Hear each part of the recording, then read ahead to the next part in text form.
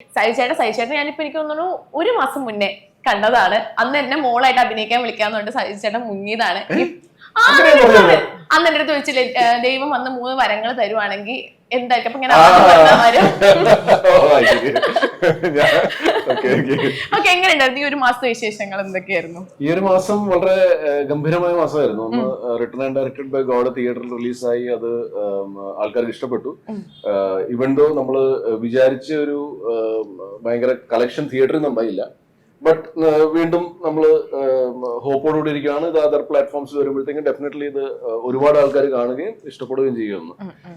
പിന്നെ അഭിലാഷം ഈ പറഞ്ഞ പോലെ ആമസോൺ പ്രൈം വീഡിയോയിലും ഇതിലും നമ്മുടെ മനോരമ മാക്സിലും സിംപ്ലി സൗത്തിലൊക്കെ വന്ന് അതിന് ഒരുപാട് അഭിലാഷം കണ്ടിട്ട് ആൾക്കാർ കരഞ്ഞതിന് കൈയും കണക്കുമില്ല.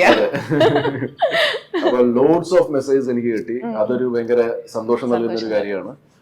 പിന്നെ Kerala film critics award best supporting actor എനിക്ക് കിട്ടി. ഭരതനാട്യത്തിനും സ്ഥാനാർത്ഥി ശ്രീകുട്ടനും തേർഡ് മർഡറിനും കൂടെ കൂട്ടി. ജയമഹേന്ദ്രൻ എന്തോ അവാർഡ് കിട്ടിയില്ലായിരുന്നോ?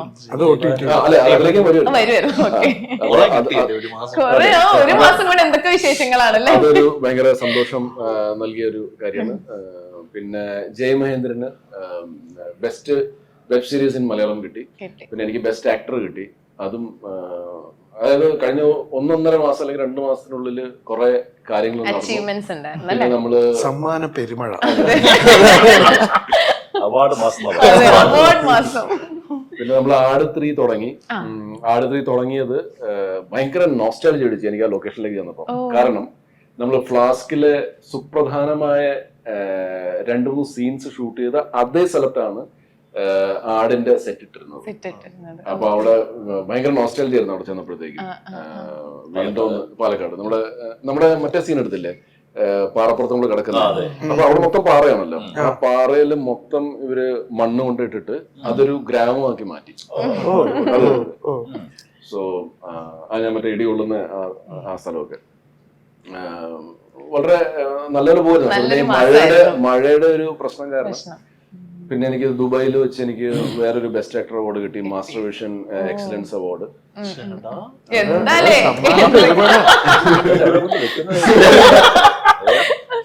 അപ്പൊ നമ്മുടെ ഏറ്റവും പുതിയ വിശേഷം എന്ന് പറഞ്ഞാൽ ഫ്ലാസ്ക് ആണ്. കഴിഞ്ഞിട്ടില്ലായിരുന്നു.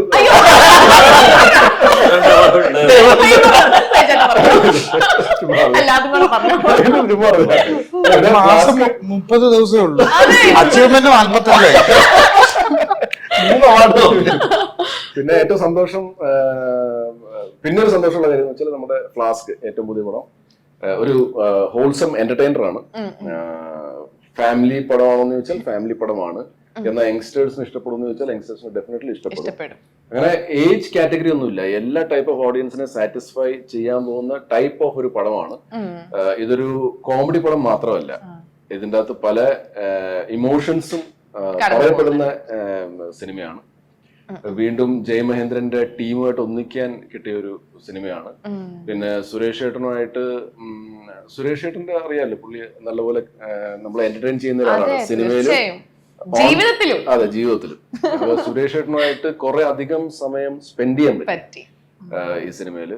പിന്നെ സിദ്ധു, ഈ പറഞ്ഞ പോലെ സിദ്ധുവിനെ ഞാൻ ബാക്ക് ഇൻ 2007 ആ സമയത്താണ് ഞാൻ പരിചയപ്പെട്ടത്. പുള്ളി നിദ്ര ചെയ്യുന്നതിന് കുറച്ചു മുമ്പ് ഫേസ്ബുക്ക് വഴി ഞങ്ങൾ പരിചയപ്പെട്ടത്.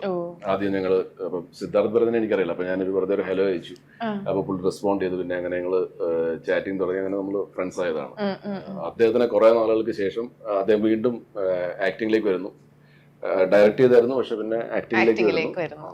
നേരെ എന്റെ മുമ്പിൽ വന്ന് ചാടി. അതെ, അടുപ്പിച്ച് 2 സിനിമകൾ നമുക്ക് ചെയ്യാൻ പറ്റും. സുമതി വളവും നമ്മൾ ചെയ്തു. സുമതി വളവ് ഉടനെ റിലീസ് ഉണ്ട്.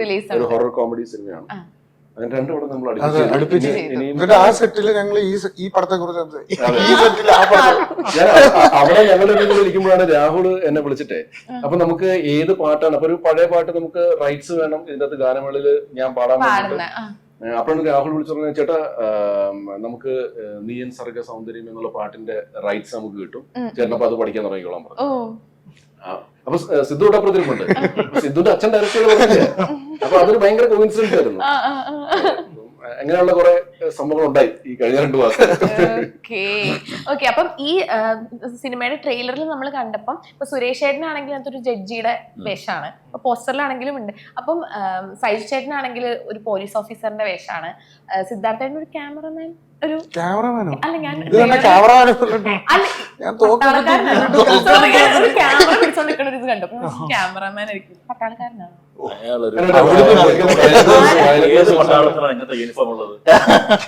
സോറി, തോക്ക് സഹിച്ചേട്ടന് സോറി.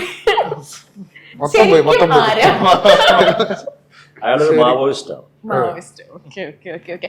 ബാക്കി വിശേഷങ്ങൾ എന്തൊക്കെയാണ് ഫ്ലാസ്കില്? നിങ്ങളെ ഓരോരുത്തരും ക്യാരക്ടർ എന്തൊക്കെയാണ്? ജഡ്ജ് അങ്ങനെയല്ല, അങ്ങനത്തെ ക്യാരക്ടർ അല്ല, ആ ക്യാരക്ടറിന് പല ഷെയ്ഡ്സ് ഉണ്ടാവുമല്ലോ, അങ്ങനത്തെ ഷെയ്ഡ്സ് എന്തൊക്കെയാ? പേഴ്സണൽ സെക്യൂരിറ്റി ഓഫീസർ ആയിട്ടാണ് എന്റെ ക്യാരക്ടർ. ജഡ്ജി ആയിട്ട് സുരേഷ് ഏട്ടൻ, വെങ്കടേഷ് ബാലാജി എന്നാണ് ഇദ്ദേഹത്തിന്റെ പേര്. വളരെ നല്ലൊരു മുരടനായിട്ടുള്ള ഒരു ക്യാരക്ടറാണ്. ജഡ്ജിയാണ്, പോസ്റ്റർ കാണുമ്പോ തന്നെ മനസ്സിലാവും. അദ്ദേഹത്തിന്റെ PSO ആയിട്ടാണ് ഞാൻ അഭിനയിക്കുന്നത്. എനിക്ക് ആക്ച്വലി പോലീസുകാരനാകാൻ വലിയ താല്പര്യമില്ലായിരുന്നു, എനിക്ക് പാട്ടുകാരനാകാനായിരുന്നു താല്പര്യം. പക്ഷെ പിന്നെ ചില ജീവിതത്തിലെ സന്ദർഭങ്ങൾ, സാഹചര്യങ്ങൾ കാരണം അങ്ങനെ പോലീസ് ഓഫീസർ ആണ്ടി വന്നു. ഇതിന്റെ അകത്തൊരു ഹൈലൈറ്റ് എന്ന് വെച്ചാല് നമ്മൾ ഒരുപാട് പോലീസ് സ്റ്റോറീസ് നമ്മൾ കണ്ടിട്ടുണ്ട്, പക്ഷെ ഈ കാറ്റഗറി ഓഫ് പോലീസ് ഓഫീസേഴ്സ്, അതായത് PSO ആയിട്ട് വർക്ക് ചെയ്യുന്ന അവരെ പറ്റിയൊരു സിനിമ വന്നിട്ടുണ്ടോ എന്ന് എനിക്ക് സംശയമാണ്. അതായത് മുഴുവൻ ആ ക്യാരക്ടറിനെ വെച്ചിട്ടുള്ള ഒരു സിനിമ, അത് ഇതിന്റെ ഒരു ഭയങ്കര ഡിഫറെന്റ് ആയിട്ടുള്ള ഒരു USP എന്ന് തന്നെ പറയാം. നമ്മൾ ഇൻവെസ്റ്റിഗേഷൻ സിനിമ കണ്ടിട്ടുണ്ട്, നമ്മള് മാസ് സിനിമകൾ കണ്ടിട്ടുണ്ട്, ഗുണ്ടകളെ നേരിടുന്ന പോലീസുകാരെ കണ്ടിട്ടുണ്ട് സിനിമയിൽ. പക്ഷെ ഇത് വേറെ ടൈപ്പ് ഓഫ് ഒരു ക്യാരക്ടറാണ്. ഇനിയിപ്പം ബാക്കി അതുപോലെ ജഡ്ജിന്റെയും ലൈഫ് അങ്ങനെ ഒരു ത്രൂ ഔട്ട് ജഡ്ജിന്റെ ലൈഫ് അങ്ങനെ നമ്മൾ അധികം പടത്തിൽ കണ്ടിട്ടുണ്ടോ എനിക്ക് ഓർമ്മ വരുന്നില്ല. അപ്പൊ അങ്ങനത്തെ ഒരു വെറുതെ കോടതിയിൽ ഇരുന്ന് വിധി പറയുന്ന ഒരു ജഡ്ജ് ഒരു കോമഡി ക്യാരക്ടർ ആണെന്ന് തോന്നുന്നുണ്ട്. കോമഡി ഉണ്ട് എന്ന് വെച്ചാൽ പക്ക ഒരു കോമഡി മൂവി അല്ല. സിറ്റുവേഷനിൽ ചിലപ്പോ നമുക്ക് ചിരിക്കാനുണ്ടായിരിക്കാം, അത് ഓഡിയൻസ് തീരുമാനിക്കേണ്ട കാര്യമാണ്. അപ്പൊ അങ്ങനെ പോകുന്ന ഞങ്ങളുടെ ഒരു എന്താ പറയാ ഒരു ട്രാവൽ ഒരു ഒരു ഒരു മൂവി കൂടിയാണ്. ആ യാത്രയിൽ എത്തിപ്പെടുന്നത് എന്റെ ഫ്രണ്ടിലേക്ക് അങ്ങനെ കൊണ്ടു നടക്കുന്ന ഒരു നല്ലൊരു കറ കളഞ്ഞ ഒരു മാവോയിസ്റ്റ്.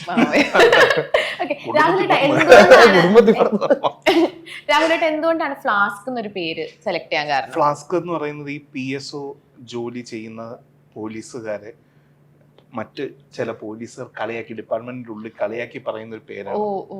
അതൊരു ശരിക്കും അതിനകത്തൊരു ചെറിയൊരു ഐഡന്റിറ്റി ക്രൈസിസിന്റെ ഒക്കെ ഒരു പ്രോബ്ലം ഉണ്ട് അതിനകത്ത്. കാരണം അവരുടെ ജോലിയെ ശരിക്കും അക്നോളജ് ചെയ്യാതെ, അവരുടെ ഡിഫിക്കൽട്ട് ആയിട്ടുള്ള ഒരു ജോലിയാണ്, ഒരുപാട് റെസ്പോൺസിബിലിറ്റീസ്. അപ്പൊ അതിനെയൊന്നും കാര്യമായി അക്നോളജ് ചെയ്യാതെ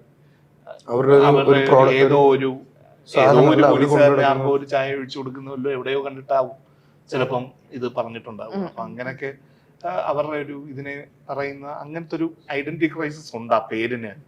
അപ്പൊ അത് ഇവരുടെ ഈ ജേർണിയിലുടനീളം ഈ ക്യാരക്ടേഴ്സിനകത്ത് അത് റിഫ്ലക്ട് ചെയ്യുന്നുണ്ട്.